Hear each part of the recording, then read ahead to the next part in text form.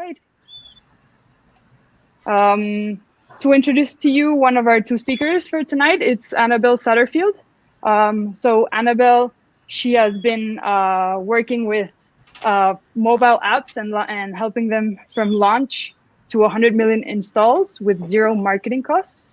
So that's definitely something that you're gonna be able to talk to us about.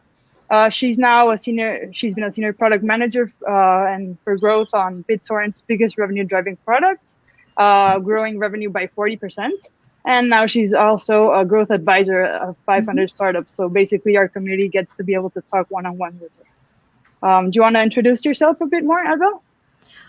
Yes, certainly. So yes, I'm a growth manager at 500. My area of focus is on product-led growth. So that's basically building your product in such a way that it'll grow itself. So making sure that you understand what the core value proposition is for your product, making sure that users experience that product early on and retain, monetize, and that sort of thing. I'm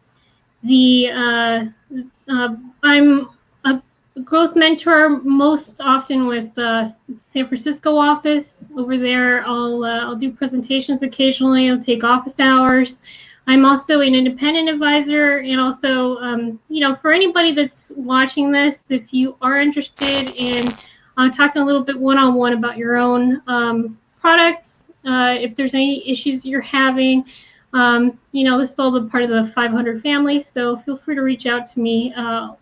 The host will be sharing contact information after this. Perfect. Thanks a lot, Annabelle. And our second speaker for tonight is Scott Hanford. So Scott has been working with companies on their go-to-market strategy. So he links a lot of digital marketing with product-led growth. We're going to be talking about the relationship between those worlds again as well. And he has worked with pre-launch companies to also 100 million annual revenue, recurring revenue companies, right? So companies, currently you're advisor to change.org, Vadin, and Issue. I hear you have also an independent state consulting firm. So could you talk a little bit to the forum about your background, Scott? Yeah, sure. Thanks for having me. It's great to be here. I can't see you all, but great to meet you all as well. So yeah, I actually started my career in finance and then moved into tech and went down more of this technical marketing path. And then over the years, I've expanded far more into the product world. And I like to sit at the intersection of these worlds of product and marketing, which I kind of call growth, which is this growing, space, which helps blend these worlds together. I learned about it early on at the Reforge program, which is run in the United States by a guy named Brian Balfour, which is now really becoming like a great place to become sort of this growth-minded individual. And I've applied that to a lot of the roles that I have had. Most recently, I was at Envision, where I was leading the growth function, which was basically responsible for acquiring all of Envision's new users into the product and then trying to get them activated into the product, drive virality, and monetize them ultimately. And so I left about 5 months ago now, and I've been consulting early stage companies and late stage companies on growth, which is, as you mentioned, go-to-market strategy at an early stage or much later stage, thinking about product-led growth strategies, how the product can impact distribution on the marketing side, as well as some other things in the monetization realm. So I like to explore both those worlds because I think they're very interrelated, marketing and product, and I'll be excited to talk about that a little bit more here. Perfect. Thank you so much as well, Scott. So a little bit about tonight's agenda for everybody. It's going to be an hour-and-a-half event. The idea is to have 3 main topics. Obviously, we do not want to cut you out on the 15 minutes just like that. So we're a bit flexible on every part of the topic. So it's product planning and strategy as the first topic, product decisions, and product at scale, right? And then we're going to leave the last part of the session for live Q&A, which literally means answering your guys' questions, right? So we've got Dani Perez from our team as well on board. She's going to be able to accompany us, hear us, and whatever questions you guys have, you can start putting them on the Q&A section. And she's going to check whether the questions have already been answered throughout our chat, and not open up the session for you with your guys' questions, right? So don't be shy. Any question you have, just put it on the chat. And us three as speakers, we won't need to be like reading them, and Danny's going to be filtering the questions at the end of the session, right? So basically that's all for the agenda. So let's go and jump into the first topic. So product planning and strategy. The ideas. I mean, just why not start with the beginning? So to you guys, what is product-led growth? Can you guys share maybe a bit of examples of how companies are using this methodology? Would you like to start, Scott? Annabelle, you take it. Okay, sure. So let's start off with, a little drawing here. I'm going to turn on my whiteboard. Nice. All right. So I know you guys have seen the funnel that everyone talks about, right? Where it's acquisition at the top. Actually, the funnel's more like this. So acquisition is typically at the top. It's the widest there. Then the user experiences their aha moment with the product. They're what we call activated, meaning they've actually experienced the value of the product. So they've gone through like the acquisition part. They've signed up. I guess there's some caveats here, but they've signed up. Theoretically, they've gotten some value out of the product, the core product. The emotional bit out of the product. They've decided that they will stay, so that affects retention. There's engagement down here, so they come back again and again. If there's a monetization layer, there's monetization there. But essentially, the way I look at it is, if you flip that funnel over, have the core. So if say the cup or funnel, and you're flipping it over, the way I look at it is ultimately what the core value is the most important thing. This is typically owned by product. Although in cases of network-driven products like Facebook, growth drives into the product value. So basically what you're doing is you're taking the core, and the core is the bait for the user. It's the thing that's driving users through the funnel. It's getting them to, it's that promise at the top where they're being acquired. It's driving them over through all the steps it takes to get set up, username, password, whatever, getting them through to understanding how the product works. All that is being driven by that core bait in the middle. And essentially, that is quite often, if it's not entirely a B2B product, it's an emotional thing. So, for example, and this doesn't even have to apply to tech companies. So, say you're Blue Bottle Coffee Company, right? So that's a very famous coffee shop in San Francisco. It's a chain. It's the best. Yes. It's the best. Yes, and that core value is. Everyone knows it's the taste of the coffee. It's just amazing, right? There's a little bit there too with the cute cups that they have that you can walk around with, and it has a little bit of a. If people know you went to Blue Bottle, people will comment on that. It's got a little extra emotional core value to that, but it's all right there. And I would say that the rest of it, the shop, the nice people that you're talking to. Their distribution plan, where everything is, where you can go to get the coffee, all these decisions that are being made outside of that coffee experience, that's the product. If you take a look at an app, essentially, the product is not the app, it's what you're getting out of the app, right? Theoretically, you can take a lot of products and you can completely change the UI to something completely different. You could take something that's an app and you can make it entirely text-based if you wanted to. That's just a delivery mechanism for that core value. Product-led growth, the way I look at it is you're defining what this core thing is in the middle, and this can be done by typically when you're a startup, this is done by the founders, done by the people that are working on product, or it's a team thing. But identifying what that is to the users that are making it through is super important. And I'd say that that's the first stage of product-led growth. Figuring out what that is, and then eliminating all the steps or streamlining all the steps that it takes to get to that experience, so that they get it, so that they decide, okay, this is something that that drives value for me.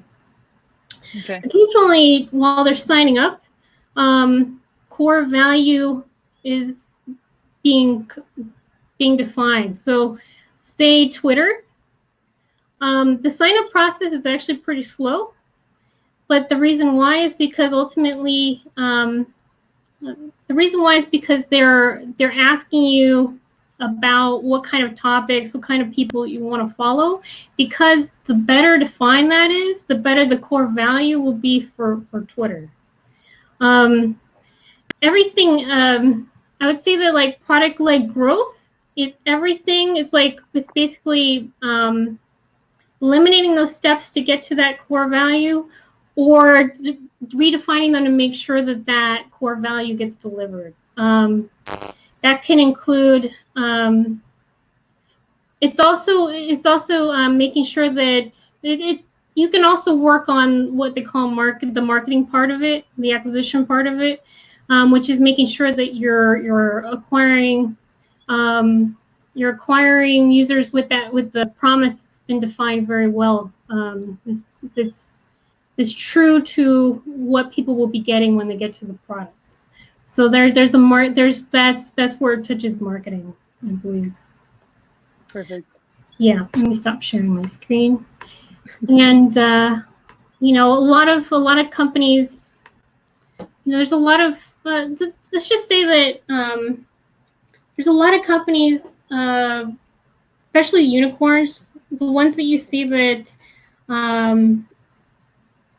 there's something really interesting. When you hang out in San Francisco long enough, you get to meet enough growth people, and you get to understand where these people used to work and where they've jumped around from and where they've jumped to. You'll see that these key growth people and the people that they've taught, the people that they've mentored, and the companies they invested in, they're the ones that you see popping up as unicorns. This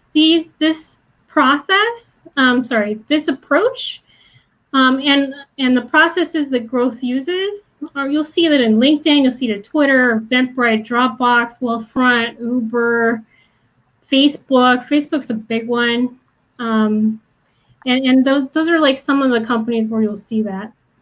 Growth is also a process, and Scott can talk more about this too, which is essentially it's an iterative process that it involves identifying that funnel. So, how are users getting to that core value or going down? Mapping out what that funnel looks like. How are people using the product? Seeing where you can influence behavior while they're going down the funnel, and where you would get the highest return if you were to change behavior here or there or there. Influence behavior, I mean things like clearing up confusion. I mean things like, taking away other calls to action, or extraneous things that they don't really need to have, and just making sure that that the users are focusing on what they need to have in order to get the most out of the product. So yeah, they're basically what growth people will do is they'll identify the core value. They'll identify what they call a growth model, and I'll talk about that later. Mapping the funnels, going down to the core value, IDing where to focus efforts based on like highest rate of return opportunity, Coming up with a hypothesis as to like, why are users dropping off at this step? Why are users dropping off here? Why are users not coming back after the first day? That kind of thing. Coming up with a hypothesis as to why that might be.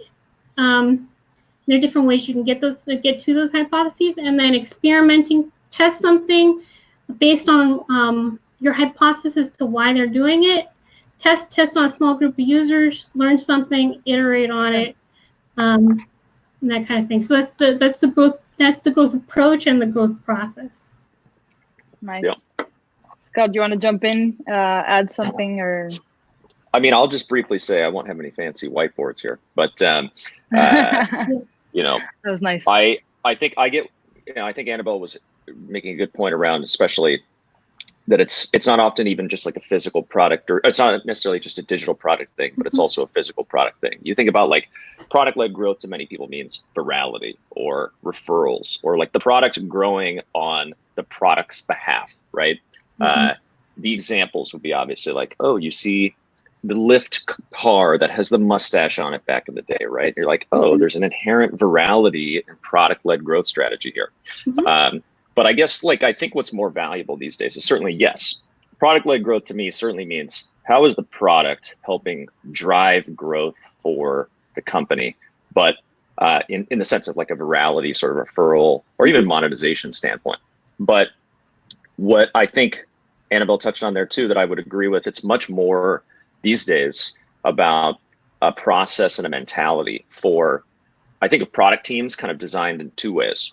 There's the product team that is metrics driven, trying to do everything they can to influence a metric, and product teams that are, you know, maybe more visionary and or trying to change the product's fundamental either feature set or in general address the jobs to be done and concerns of their users. And certainly there is overlap over there, but I guess the approach is somewhat different at times, right? One might be optimizing for things like satisfaction or using a certain feature versus I think growth-oriented team in a product org is one that focuses on moving key metrics however they can. So you get to the same fundamental things. You're trying to get to the bottom of how a user finds value or how you improve the time to value, for example, right? And that's where a product growth process comes in. It's more of a mindset where how can the product team think with a growth mindset in the approach they're taking. And so one way that catalyzes itself in, for example, like in a division, you have a team that was focused on a particular metric like the activation rate.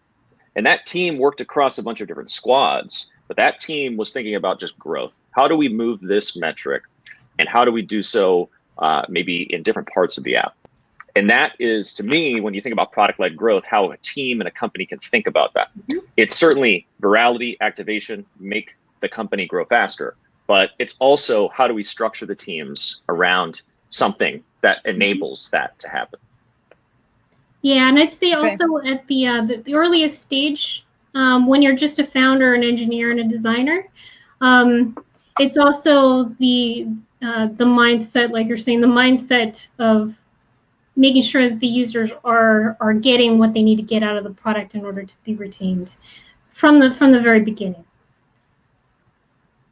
Perfect. Yeah. And talking about like product planning and strategy, what do you think are the areas where product impacts most directly? Like, would it be on revenue directly, or on a user's experience with the product, on the type of users you have, on all of them? I can hop in here. I think it just depends on your product fundamentally. I think that there are some products where the sort of growth team might be entirely revenue driven, right? The product-led growth strategy is how do we think about more effectively monetizing users? And examples of those types of companies to me are companies that maybe use like an ad revenue model, right? One that is focused on monetizing visitors to the site, collecting emails. Maybe that's how you monetize, like you're a publisher of some sort, for example. But I think there's obviously other end of the spectrum would be like the acquisition side of the work. To your point, Annabelle, about Facebook and these other network-driven companies, you have things like acquisition and the top of the funnel. How does the product team, the growth sort of product-led growth team, think about ensuring that we can acquire enough users to make this experience at the top of the funnel actually good, and they're going to be more focused on acquisition and getting you activated into the product. And so I think it depends is really the answer. And in an ideal format, in my opinion, is that either you have figured out like where your biggest area of focus needs to be for growth. So say, for example, you're a marketplace and you realize you need to maximize the supply side to make the demand side work. Well, you should have a growth and a product-oriented growth team focusing on that supply side, right? That's to me, just I think you need to think about the structure of where you have the biggest needs, and ideally just assign a team to that from a growth standpoint. Like, where will the business see success? So you assign a team to that, and then in an ideal world, they could kind of move around. Many growth teams operate kind of as SWAT teams to the rest of the organization. It's a challenging setup, but like it can work pretty well. So I think A, it depends on the product, and B, ideally it's a team that can just maybe focus on a thing and then maybe move to the next thing from like a metric standpoint. Okay. So we're going to go ahead and jump into the next topic so we don't like cut somebody in the middle. So basically,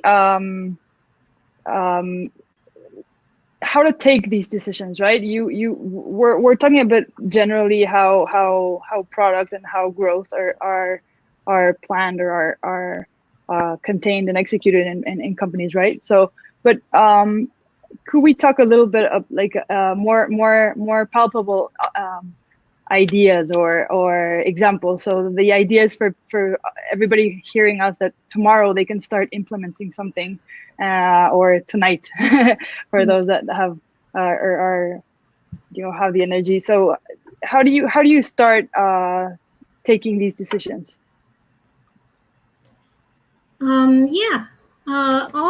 I can start this. I would say what I would do is take a look at how users are already using your product. There's this quote by Mark Andreessen where he says that I think it was Mark Andreessen, it might have been Sean Ellis, that the geese always find the best grass. Essentially, what you want to do is you want to take a look at what kind of users are already, where are users coming from for your product now that become core users. Like, essentially your core users are your people that they're made for your product. Like they've stuck around. Essentially, a lot of products at early stage, they're not exactly like the most beautiful, well-built, well-designed products, but they're providing an essential service to somebody. They're meeting a need that somebody has taken the effort to go and find the solution for.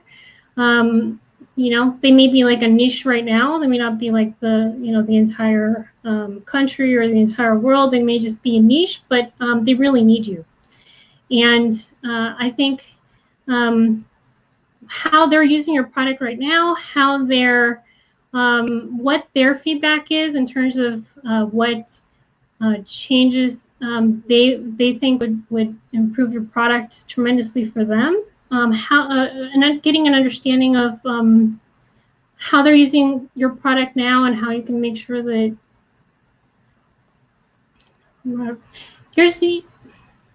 think that like if you built your product around how and when and why those core users are already finding and using your product, and bubbling their needs up to the surface, I think doing research that does that and making sure that those needs are built into the product is really useful. So I would take a look at your data, see where users are coming from, and try to get more users from there. If, for example, your product just happens to be getting a lot of traffic from SEO because you just happen to be a website that has a lot of content on it, maybe consumer-generated content, your focus could be on making sure that you have really good quality indexed pages, that Google can see. And that will be, a focus for you on the product side. You may see, so beyond like the acquisition side, you might see users using a specific part of your product a lot. You may want to think about focusing more effort on the product side on that part of the product. So here's an example just to make that a little more concrete. Yelp, for example, originally it was built sort of as a yellow pages, as sort of just a phone book for different restaurants in your area. And Yelp, I believe Yelp is worldwide. I used it in Australia, so hopefully this applies. But Yelp was originally just an index, and there was a very small section there where people could provide feedback on restaurants. And it wasn't really doing so well. Yelp wasn't doing fantastically well. It hadn't taken off, and they took a look at the data and realized their core users that are using them the most were really spending a lot of time on the comments. So they ended up focusing the product strategy on basically expanding that out and making that the core. There's an example right there. But basically, the way I like to look at it is, you and your users are essentially building out sort of they're kind of working with you on this. It's kind of like when an artist is building a statue. They have a big block of marble, and they're picking at it, and eventually it takes shape, and the users are helping you do that. Awesome. And Annabelle, do you have any insider or pointers? Because when you just start something, or whenever you have not thousands of data points, maybe you have a lot of users using different parts of your product or saying different aspects of it, right? How do you focus on what is your user? What would be the correct user to focus on? Is there any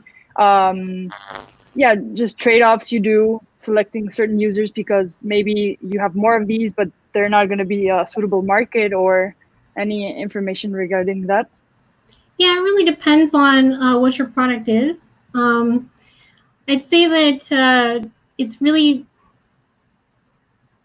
I'd say there's a danger to focusing on the users that are engaging with you a lot, like sending a lot of emails and complaints and comments and stuff. Essentially, you don't want to build your product for people that are a little obsessive with your product. You want to be able to get a nice chunk. So I would look at who are your top maybe 40%, right? Okay. Who's either using your product a lot, like say top 40%, or who's paying and actually paying if it's a subscription, like who's sticking around after 3 months, that kind of thing. I would listen to them. Now you could pick them out and look at their data. So you could do it on the quantitative side. Take a look at the indicators that these users are core users for you, and then look through their data and try to figure out, like I was talking about, where to focus. And you can let them self-identify if you were to send them a survey, and let users self-identify as very disappointed if the product went away. So the Sean Ellis product market fit question. Basically what you do is you send a group of users that have activated with your product. So you have their email address. They've actually done something in the product. Send them an email and have a survey question at the top that asks them, how would you feel if product went away? Very disappointed, somewhat disappointed, not very disappointed, or I don't even remember using this, or something like that. You can take a look at, there's a really great book called Hacking Growth that Sean Ellis has written. It has the exact wording on there. I try to use the exact wording. And then you can have your survey questions after that. Find out, what is the core value they've gotten out of the product? What are their favorite features? What would, what would make the product better for them? What would they be willing to pay for? And listen to the people like basically like segment out, just listen to the users that would be very disappointed if your product went away. And should you get to a point where you feel like you've got them covered, you can move down to the second bracket. Be somewhat disappointed and try to solve for them. Nice. Scott, I've got a hot take here. Yeah. And I agree with everything Annabelle said. I think I've read Hacking Growth too. I highly recommend it. It was going to be one of the books I recommended. Yeah, big Sean Ellis fan. Me too. So my hot take is that, and I think everybody that's product minded here will agree with this. It's nothing, I think, crazy, but I think that understanding your customers is the secret to all business success and failure. I think if you boil everything down to why does a business succeed or fail, it's because of a understanding or lack thereof of your customer base. And a lot of people say they have an understanding of their customer base, but you don't. It's a lot of people talk to a lot of customers and do a lot of surveys, and they think they have a solid understanding of their customer base, but they don't. And it's because it is really hard to do. It is really hard to understand if you're talking to the right people, to Annabelle's point, who's the best user of this product. There's so many ways you can cut things up, right? Whose decisions or opinions should I listen to? As well as then like how do I translate that into something actionable, right? And so what I would say is that I'm going to guess that for most people in this webinar that you may feel like you have a solid understanding of your customers, and you may be wondering, okay, so what's our product-led growth strategy? How do we make a decision around what product change to make to grow faster, right? I would challenge you to actually ask yourself if you truly have a very, very solid understanding of your customers. And that's both qualitatively and quantitatively. And so I would say that what's my recommendation is step one, if you don't feel like you're in the minds of your customers, there's these 3 key personas that are using this. These are the 7 jobs to be done that they have these big challenges with. These are the 7 products we're competing with, and this is where they fit in versus what we offer. If you don't have all that buttoned up, you need to start there, because you can try as much as you want to look at data and A/B test things and offer a new feature, but it's a useless endeavor if you haven't actually done that upfront work. And it's hard, as I mentioned. So I would say, like, do the work to understand truly who your customers are and who you're competing against and what true value they're getting out of your product. And that's a good starting point for making product decisions about, okay, how do we grow better or faster, right? Okay. And I think that just the other thing to mention there is, so starting there is key. I think when thinking about product-led growth as well, another key thing to think about is, what is the time to value in your product, and can someone find it themselves? And so what I mean by that is, a product-led growth strategy may or may not be possible if you don't have a product that, for example, an individual can pick up and start using on their own. Or, for example, if your product truly requires other people to make it successful, to find value. An example would be Slack or any social network where you're talking to somebody else. That's the core value, right? You may or may not have a product-led growth strategy sort of like at your fingertips. So if you have a product, for example, that requires IT and procurement or something like that, or requires some sort of integration with engineering to get involved, and then you can start using the product, versus a product that's like a one-click, Chrome extension installation, and then it invites other people or whatever, right? I think there's this question of these two things. If you were to really take a serious look at your time to value and how you find value for yourself or requires other people, both from an integration standpoint and friction standpoint, as well as is it core to the product value, I think you should assess that as well. And that will help you understand how to think about product-led growth at its core. And then it goes back to, okay, after we've done that, how do we think about where the product fits in to grow this thing, this product of ours? Where does the team step in and say, okay, let's build these features for growth? Well, the approach there is, yes, is it acquisition? Is it in the middle of the funnel? Is it at the bottom of the funnel? The questions that you helped answered earlier around who are your customers, how do they come find you, and how do they find product value will help you answer, okay, yeah, everybody finds us through search. There's a real search opportunity here, and SEO is a real opportunity for us. So let's And there's user-generated content in this product. So that's the opportunity where you sit back and you say, okay, I think about the distribution channels at our fingertips, like organic search and SEO. And we have a lot of user-generated content, and people are discovering us this way. Pinterest would be the classic example, right? Okay, now let's have a team focused on how do we know SEO is our strategy. We know our product produces a ton of content. Let's have a team figure out how to get more of that content created and it indexed more effectively, and maybe some other outside of the box product decisions that help, for example, maybe group a bunch of these posts together into like a top 10 thing or rank for other terms. And that's, I think, how to start then thinking about, all right, what's the strategy? What's the team? How do we go about this? You've got to do those base layers first. Okay, awesome. So we've been talking about basically early stage or first stage products. What happens, Danny, our next product, exactly. So product at scale, right? The next steps. So let's say we have early adopters that love our product, but this doesn't necessarily mean that we already have product market fit, right? I think it's one of the hardest questions. Like, how do you know when you have product market fit? But so talking about product, how does product and our understanding of product and all of what we've been talking about, how does that shift when we get scale in it? Well, I will say, Annabelle, you already answered the product market fit thing with the Sean Ellis question. I like that one a lot. Thanks. But yeah, I guess to quickly chime in there as you scale, what I'm referring to is that Annabelle was saying the question around like, how would you feel if this product no longer existed? I think that's a great way to assess the product market fit. If people are very disappointed, then maybe you've got some real thing. I think the threshold is like 40% of people say it. And so as you scale, how to think about this, it goes back to, I think, team structure and goals and how you really get to the next level of growth. It's by, I think, so what I described earlier was just understanding your customers, right? Sure. Understand your users and customers and go from there.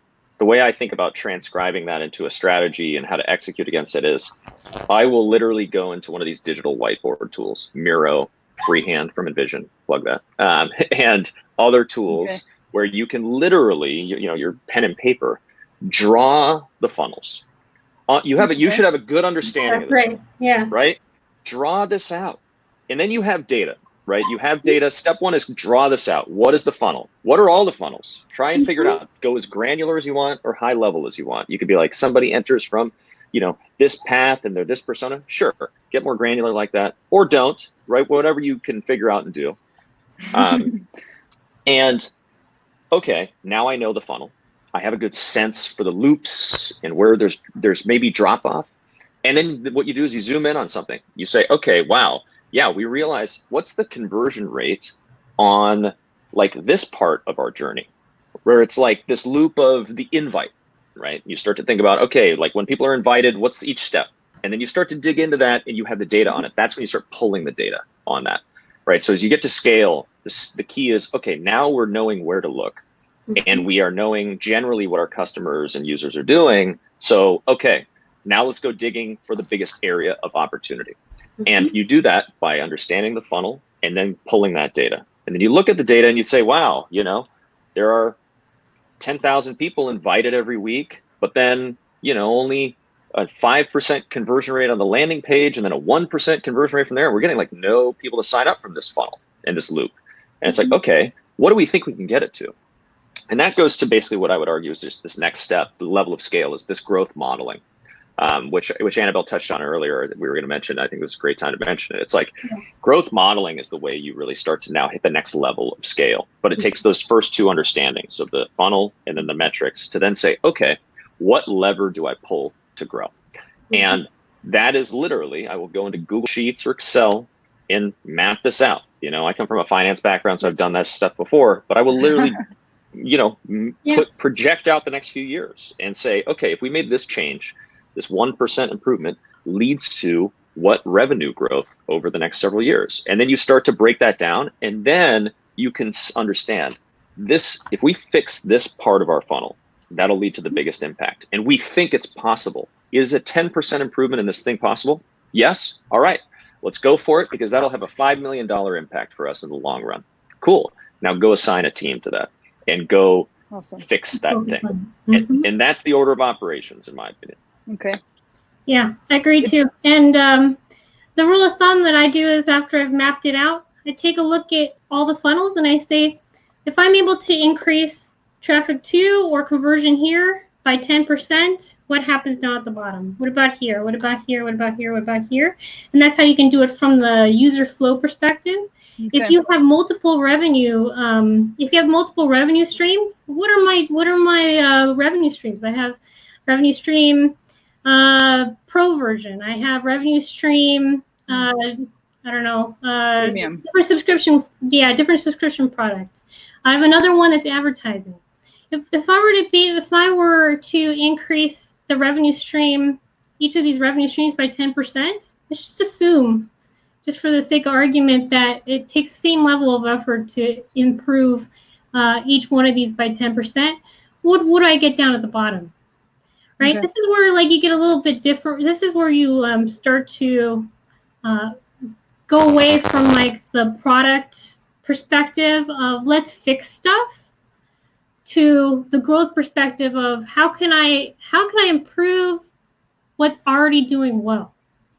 How do I just get the number at the bottom to blow up? And that's by looking at where things are going well and just where can I make the biggest level of impact?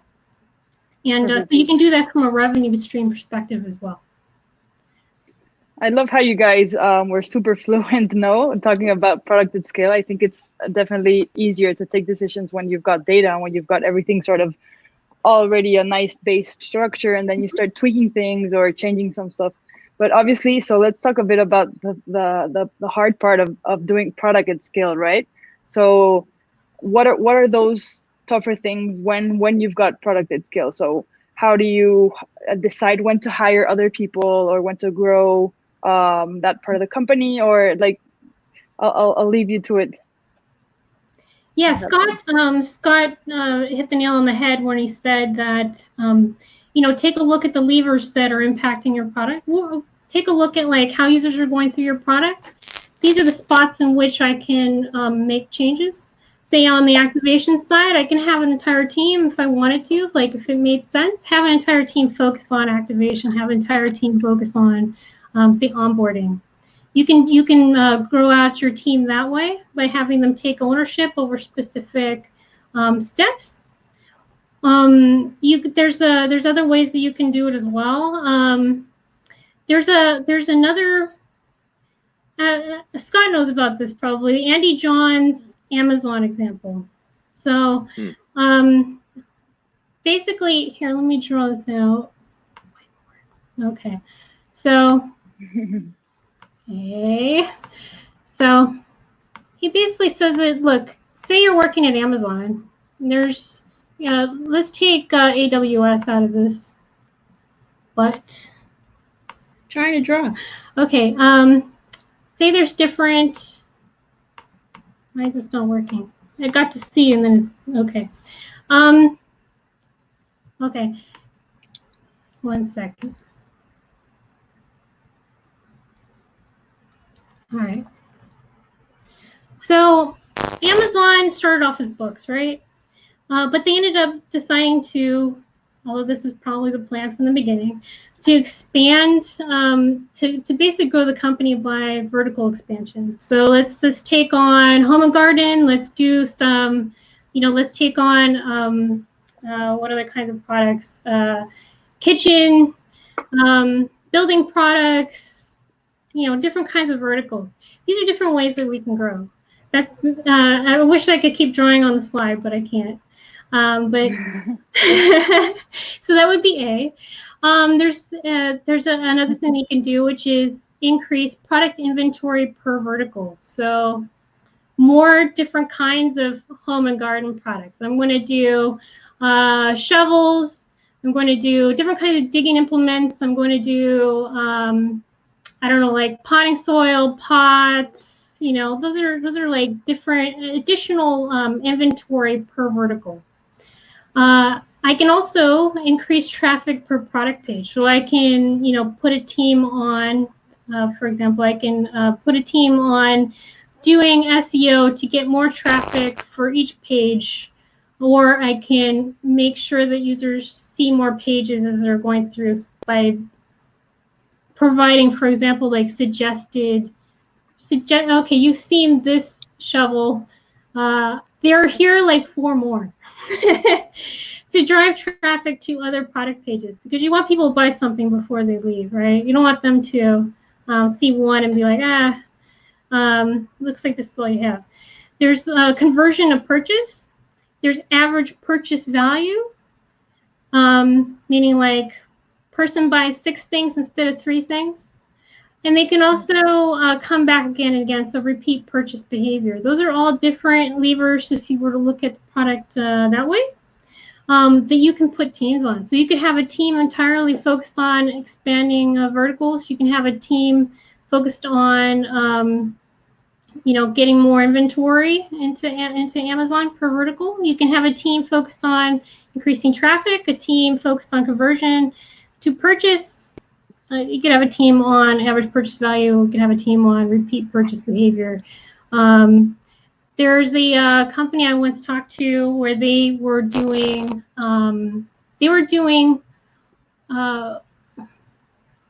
I think Scott may know about this, but like basically what they're doing is doing valet for your car.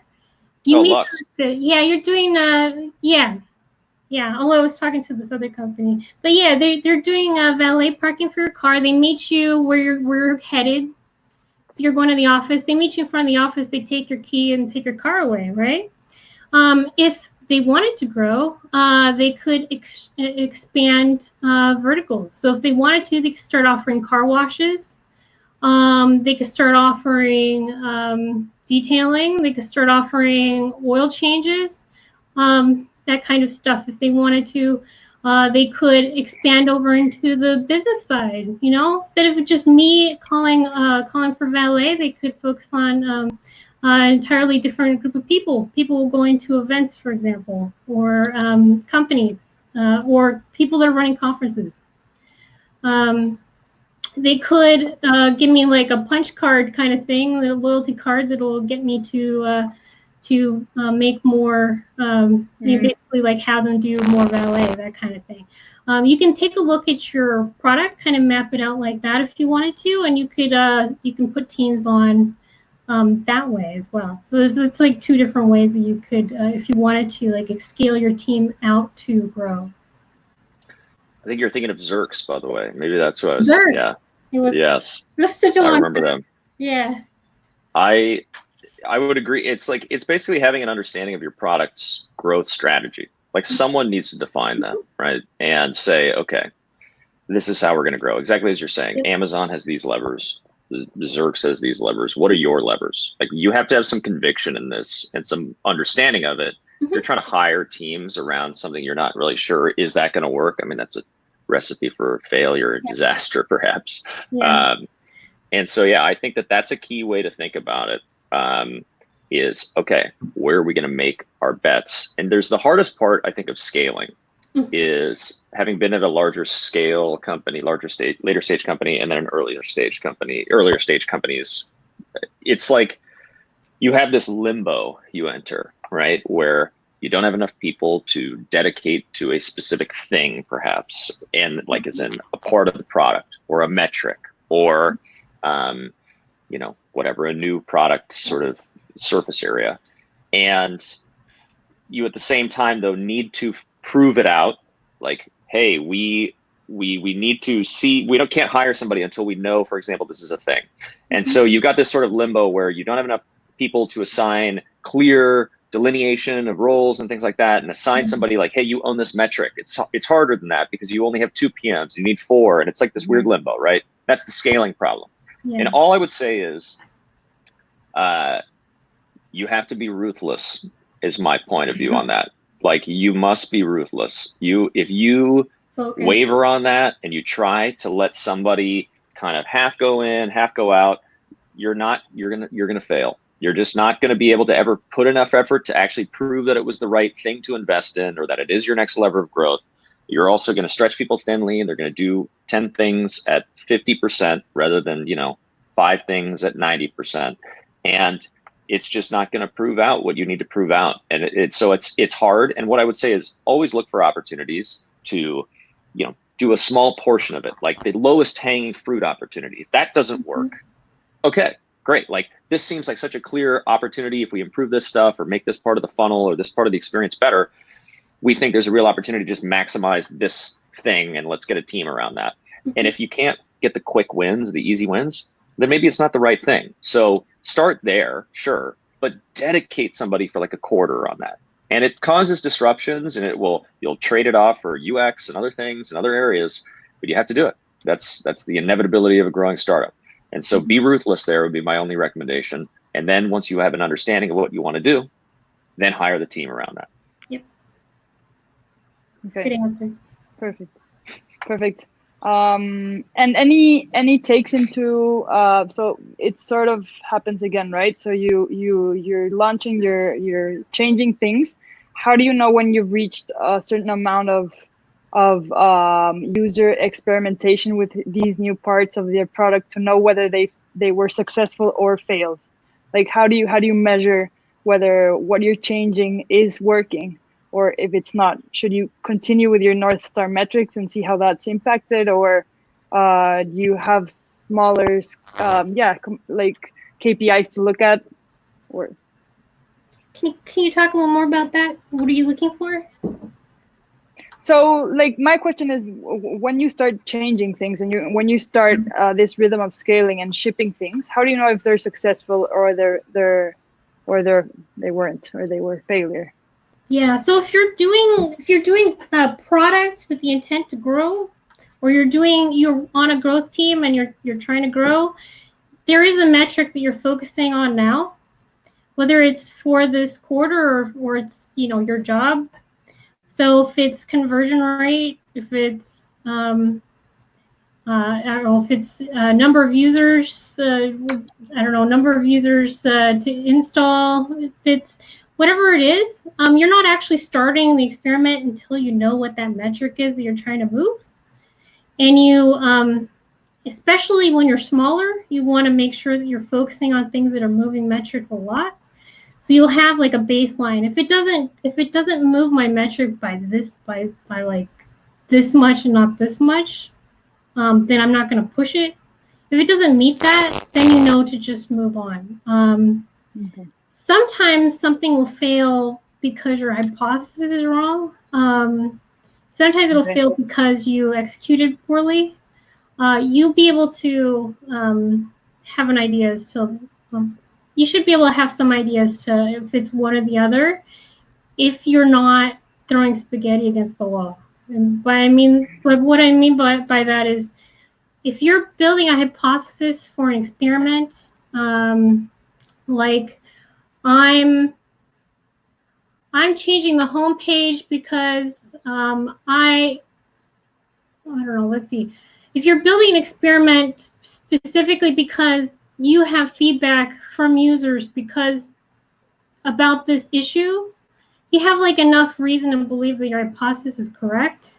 In which case I would try maybe one more experiment and just see if maybe it was your execution that messed it up before moving on. But if your metric's not moving that you defined when you started, then you know to move on, generally. Okay, perfect. Yeah. Perfect. Yep. So thanks, Scott and Annabelle. Thank you very much. Before we move into the live Q&A, I mean, we talked about a couple of books, right? But what would be your favorite book about this topic? Maybe additionally to the ones we already talked about. And for those of you who didn't write them down, maybe you could just recap the ones you've already discussed. Yeah, I sent Danny a list. I would say that Hacking Growth is probably, I'd say Hacking Growth is probably the best one. It's a good primer. It covers product-led growth, it covers marketing-led growth, and it has really great examples from real companies. I would focus on, I would look at following specific people in the industry. So Andy Johns is great. Brian Balfour and his Reforge program is great. His blog is great. Andy Johns. Hiten Shah is really good if you're talking about figuring out what your value proposition is, your core value, and surveying. That kind of information is really good from Hiten Shah. Sean Ellis. I would follow them on Twitter, follow them on LinkedIn. You know, find their blogs and read their stuff. That's essentially where a lot of us got started in growth, was from this kind of informal source of information. Yeah. And I'm not really much of a book guy myself. No, I do read books, but I find that for this type of thing, you know, the resources that Annabelle was mentioning are very much more, you know, growth is this thing, that's been around for, as a function, 10 years, if that, like, it's very nascent. It's constantly changing. The book you read from 2 years ago is not relevant anymore. You know, it's like, it's constantly evolving. And so I would just recommend following those same people. Mine, I would say everything, double click on everything Annabelle said as well. One I throw in there is I like First Round Capital as well. They have a lot of good articles about a variety of subjects, but when they talk about things like growth, I think they do a great job. And I would recommend, following folks on Twitter, keeping up with their blogs, going from there. Yeah, there's some great conferences too on YouTube that you can stream. Brian Balfour has a fantastic one on retention. I've watched maybe like 12 times. And the Growth Hackers Conference, Sean Ellis's Growth Hackers Conference, is going to be completely online this year, September 1 to 2. Yeah, the 1st to the 2nd. And they're offering free live streaming this year. So I think that today or tomorrow might be the last day to sign up for that. So I would get on to growthhackersconference.com and sign up for that live stream. Nice, super. Yeah. Okay, so maybe Scott, this first question from the forum is to you. You're saying that you're not such a book reader. So which are your favorite tools, like your toolkit, analytics tools, or anything for product analysis? Great question. Okay, so for analysis in particular, so I really recommend that companies build an analytics infrastructure off of like a CDP like Segment. I'd recommend Segment because I think they're like the leader. It becomes very expensive, but it will, as a marketer and a product person, it is so key. It saves you so much time. That's the backbone of your analytics infrastructure. Use Segment. And product analytics tools, I love Amplitude. I think they have the best free plan. And it is the most robust, and their product is awesome. And it also has a lot of great hooks into other things you can do with audience segmentation and things like that. I have used Chartio and Mode Analytics and a few others for Looker for BI stuff. I'd probably say, Redash as well. I'd probably say if you want a self-service platform, you're not great at SQL, I'd go with Chartio. If you want a more powerful tool, I'd say Mode Analytics. And then, I'd say Hotjar is pretty essential for assessing, customer journeys and watching them, I think that's pretty important. And then, maybe the last one to mention in the analytics tool set for more qualitative stuff is surveying tools. Honestly, I think I still think SurveyMonkey is just your classic, very good tool. Typeform, everybody uses. I use Typeform as part of this whole no-code movement, Airtable, Typeform, Zapier, all this stuff. It's okay, great. It's useful, but if I'm actually just doing pure survey research, I think SurveyMonkey is one of the most powerful. Perfect. Annabelle, want to chime in with any other recommendations? Yeah, I think those are all really great recommendations. For an A/B testing tool that works great right out of the box is Optimizely. Okay. So I would get that, and then for surveying people that are live on your product, I would think about using Qualaroo. Is that a There's a queue? lot of tools I actually you don't can know that use to pop up on them, but Yeah. it's great. You also just reminded me, I forgot to mention two things. One is there's a new Qualaroo competitor called UserLeap. That's another good one. That's the Qualaroo serves a great purpose. And I don't know why anybody hasn't competed with them, but there's UserLeap is another one that's new that I've seen. And then I forgot to mention Launch Darkly is a very important tool for feature testing, in my opinion. We use it in Envision, and it's great for feature flagging. So going back to the A/B testing sort of system that you want to use to see what changes lead to what growth, you know, you can flag features with a tool like Launch Darkly and then tag users to see who saw or engaged with that feature to know whether or not they make lasting, you know, down funnel changes. Awesome. Yeah, and if you're super early stage and still like prototyping, I'd say Unbounce is super easy. Unbounce. Don't even need a developer. Oh, cool. Awesome. Perfect. So I'm going to jump into other questions. So there's this, to recap one of the early questions we had, right? So what would you say, like, concrete are the basics for a go-to-market strategy for products that haven't shipped? So they're going to ship in 15 days. So to have their product correctly designed. Yeah. So how to build a go-to-market strategy. I guess I'll talk about the the high level topics. So 15 days is very soon. So I would say hopefully there's some things buttoned up. Exactly. But the order of operations to me are: make sure you have an understanding of your product, who it's serving, and what value those people are getting from your product, how that's differentiated from your competitors, right? And where you fit in, where they don't, and why you're better, right?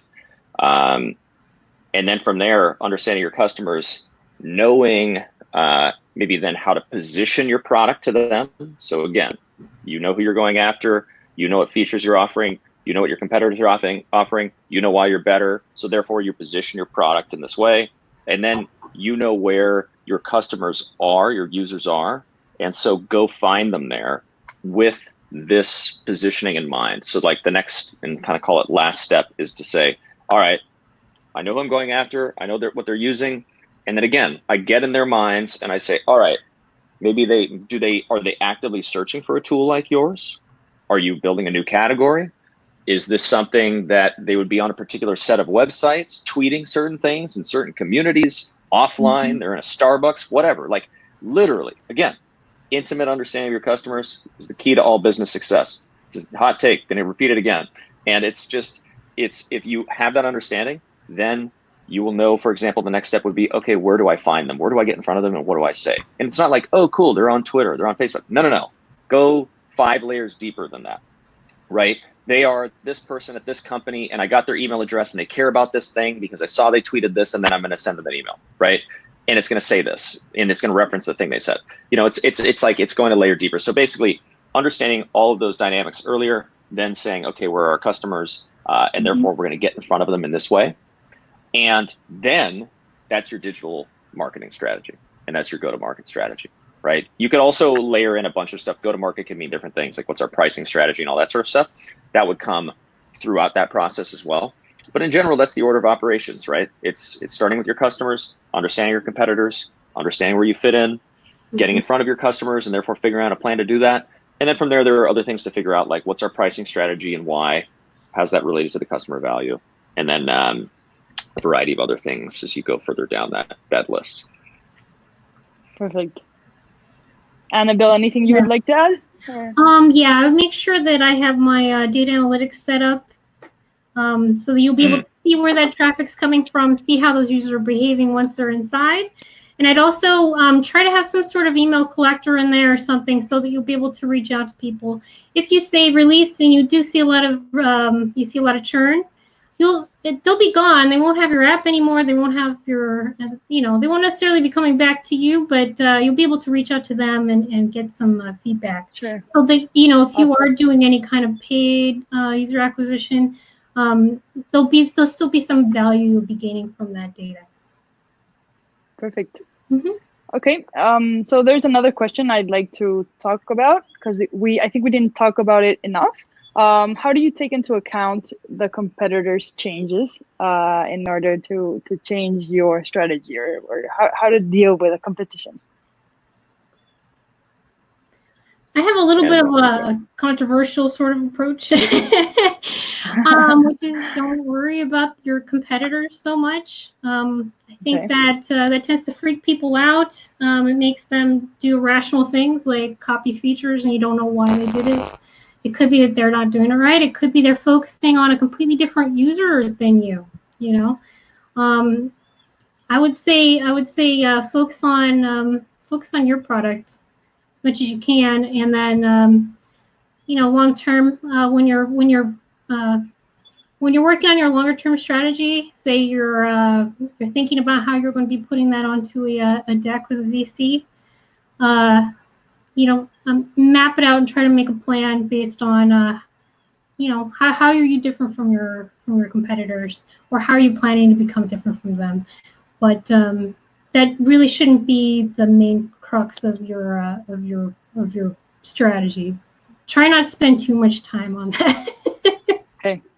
Yes. If you would have to track one thing about the competitor, what would you say? Me? Yeah. I would be taking a look at how they're looking to your customers. So when you're talking to your customers, when you're doing surveys to your core customers, who do they see as your competitors? What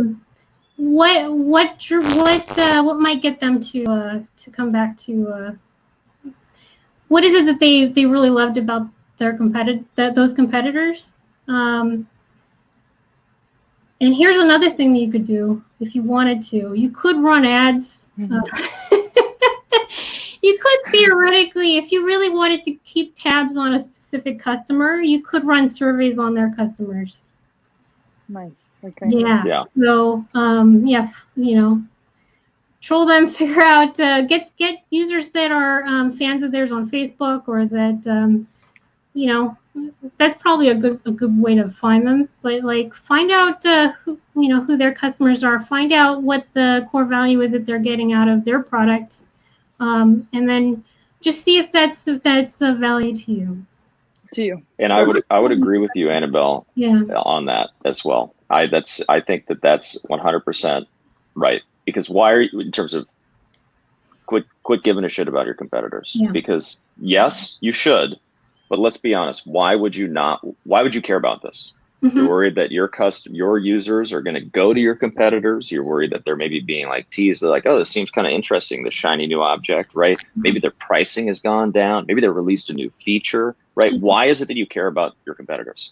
Yeah. It's because of your users' perception of your competitors. And yes, if they're releasing new features, you don't need to care about every feature. If they change their pricing, you don't need to care about that. But if you're talking to your customers and you're talking to your users, you understand what they're saying. You understand they're saying, oh, look at Envision, our competitor was Figma. Figma's offering, we're testing out Figma. It's offering this thing, or, oh, they lowered their pricing, pricing wise, we're not really sure if we want to go with you all or whatever.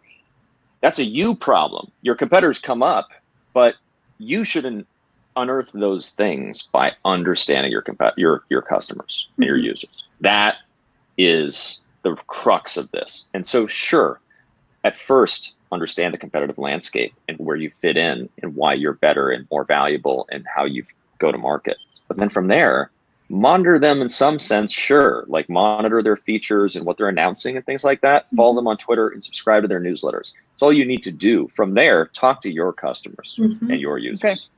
Yeah. Perfect. Sounds right. Perfect. We're gonna be switching themes because the questions are varied. This is, I think, a very good question, something that popped into one of our one-on-ones with one of our portfolio companies. Where would you place your boundary between product and growth teams? So is growth inside product? Is product inside growth? And how do you define that difference in terms of designing funnels and everything related to that? It's an incredibly Yeah. Challenging question, Annabelle. You go ahead. Yeah, they talk about this in Hacking Growth. I would say that there's different ways of building growth into your products, building the growth function into your company. You could do a version of the old model, which is, product and engineering is over here and marketing is over here, and they don't really talk until, it's go to market time. The growth adjacent to that is you have a product team here that's building the main function, and then they're incentivized to do product releases, and work on the core product, but they're not necessarily focusing on the same metrics. And then you have like a growth team with engineers, designers, and they're touching the product, right? It's a little fight in between, but they're focusing on moving metrics. That's like their entire goal, right? Specific metrics are assigned to them, or some lead metric to a lag metric that the whole company is trying to move. There's another way to do it, which is from the beginning, and it's really good that these are seed stage startups that we're talking to mostly, because there is another way to do it, which is basically growing the whole company together. Let's not allow product and growth and marketing to be separate departments. They will be separate departments, but let's make sure that they're integrated. So from the beginning, why don't you have product and marketing sitting together? Why don't you have them working on the same? Why don't you have them at least trying to drive towards the same lag metrics, the same main metrics, North Star metrics is together. Even customer support, why don't they all be working together, have the same goals, be up on what each other is doing, take feedback from each other. Marketing and sales oftentimes has fantastic insights to product that, if you didn't have them integrated, working together, that information would never pass. Why don't you from the beginning have them, working together and sharing ideas, pooling ideas, keeping up with each other. And then when you do decide to scale, when you have product or when you have growth or marketing move out and build out their big team over here, why don't you have that make sure that relationship is still built into the culture of the company, so that it is not well defined anymore. That's actually a feature. It's not a bug. Why don't you have it evolve like that? Okay. There is a time when you want to have a growth team just stapled on. When you just absolutely have to build out a growth team ASAP, and they may or may not work directly with product, although they should spend a lot of time together. And that's if you have a product that's network driven. So if you have a product that absolutely must grow quickly in order to increase the core value of the product, so like we're talking about Twitter, Facebook, LinkedIn, whatever, the reason why those growth teams get to the size that they do in these kinds of companies is because it's super important to the core value of the product. And if you're going to do a lot of investment on the growth side, if you're going to just have it be growth heavy, let it be for a product like that. Otherwise, I would say try to integrate it from the beginning, and then try to keep at least some of that sharing culture going when marketing or growth starts spinning out. I would agree with that. And I think the only thing I'll throw into that is culture 100% is like a big part of this. And it's much more of a cultural thing. And I think that for the most part, short and medium term early stage companies, you might break out a growth team in some sense. It's maybe marketing, it's maybe product, it maybe is a separate org, it's kind of both. And that's fine at an earlier stage. In the long run, I think it converges for the most part from most business models to product, and that's okay.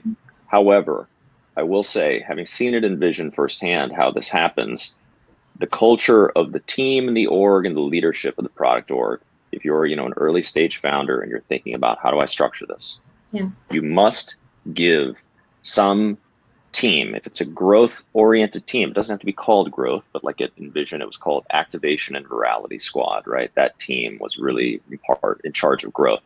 Well, they got bogged down with so much infrastructure stuff because we had so much infrastructure work, and it's like, oh, well, like the product team needs to do this work, and we're gonna do growth stuff next quarter. You keep getting bogged down by that stuff. There's always stuff like that to do. There's always infrastructure, there's always feature parity, there's all sorts of stuff there. You must develop a culture and ensure that the team has some sort of metrics-driven DNA to say, okay, there is a team that is, dedicated to growth in some way, and we're not going to get in their way. And if you don't have that, separate it out, right? If your product leader doesn't have that mindset, if you worry about that as a leader of a company, separate it out and let them be on their own and report into you as the CEO or something like that. That's fine. But that's the big concern to watch out for, right? Let the team, it doesn't have to be autonomous unless it needs to be, in which case it's like, they're not actually given the authority to do what they need to do. Yeah. Perfect. Yeah, you need to make sure that there's a generous amount of resources put on, especially on the engineering side and the data side for marketing and for growth. Got to watch for that. Perfect. Okay, nice. So maybe to finish up with another interesting thing. I mean, we talked a lot about it, but I found really helpful to have this phrase, like you guys said, if the user can answer, how do you feel if this product were to disappear? And that tells you a bit about whether or not you have product market fit. Do you guys know any rule of thumb or any question we can ask ourselves to know whether we know our customers enough, right?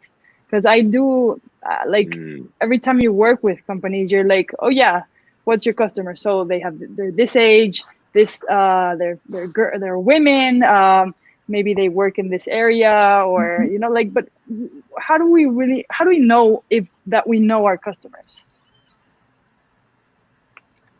That is a very, very good question. Yeah.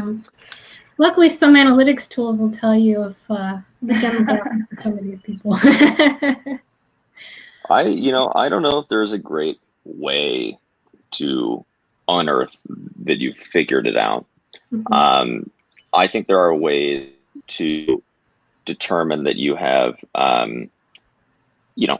there are two things. There's one that you can use data sources to say we've learned who our best users are, right? Because you look at the top, most engaged users and you ask them a bunch of questions. So you could start by saying, okay, we are using the highest quality, users, and therefore we know these are our users and our customers. And okay, let's build it off of that.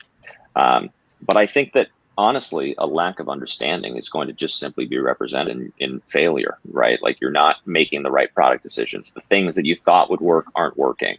The growth tactics that you thought were like the priorities are actually not moving the needle for you. And all I will say is that like it's tough. That's why it's so hard. That's why businesses fail. Most businesses fail. This is the hardest thing. And I don't think there's a great way to say, this is a question you can ask or a framework to use to say, did we actually identify our customers? Other than to say, like, there are two frameworks I think that are good to use it's tough to translate what you learn to something, tangible. And I think the two great frameworks are just use personas, right? What are you thinking, feeling, doing, saying? Actually, let's say there's three frameworks: thinking, doing, feeling, saying. And I'm building a persona, how, the demographics of that person. Sure, right? That's one. Who's the person? The second thing is the funnel, right? What are they thinking? How does it change? How did their interaction change with me at the top, when they're first top awareness sort of stage, the consideration phase, when they're starting to understand our product and compare us, and then the bottom, when they're ready to convert? How does their mindset change? What are they asking themselves? What are their concerns? And get in their mind in that sort of sense. And then the third framework is just jobs to be done, right? It's related to the second framework, but I think the third one would be jobs to be done. And so can you map out in an effective way how people use your product and why? That would be, you can map it out and translate it in that way. I don't think there's, though, a great question you can ask to say, did we figure it out? Yeah, I think you're absolutely right. The male, female, what state do they live in? A lot of the demographics often they're not that useful for me. I tend to learn more about the psychographics, how the users are integrating your product into their lives. Say you're a study app and you find out that a lot of users are using the app on the bus on the way to school. I mean, that's so much more valuable to know than whether they're male or female. Because, for example, if you know what school schedules are in different regions, you could put notifications up. There's it's a lot more actionable. Psychographics are more actionable, in my opinion. Perfect. Yeah. I like it. Okay. Well, I think we're running out of time. But thanks again, Scott and Annabelle. That was really, really helpful. To me and to all of the users that are listening to us. So guys, thank you very much for your time. So this was one of our growth nights. So we're going to be repeating this format every 6 to 7 weeks. So glad we had you guys tonight, and we hope we can see each other again. Yeah, thank you guys. In the real world.